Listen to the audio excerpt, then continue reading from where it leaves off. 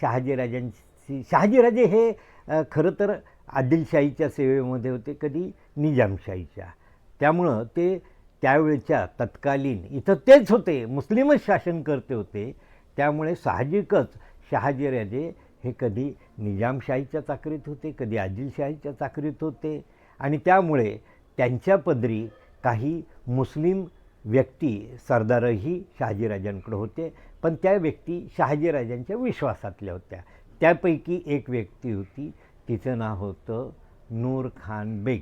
आणि शहाजीराजांनी या नूर खान बेगाच्या बरोबर एक 50 घोडेस्वार शिवाजी महाराजांच्या सहकार्यासाठी तिकडून पाठवलेले होते.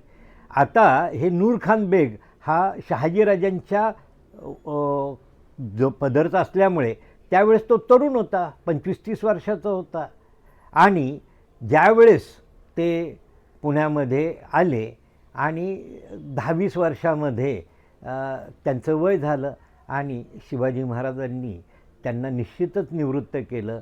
कारण की नंतरच्या काळामध्ये आपल्याला नूर खान बेग यांचा शेवटचा उल्लेख हा 1657मध्ये जे शिळीमकर देशमुखांचा महजर झाला, त्या महजरामध्ये नूर खान बेगांचा संदर्भ मिळतो. त्यानंतर तो मिळत नाही.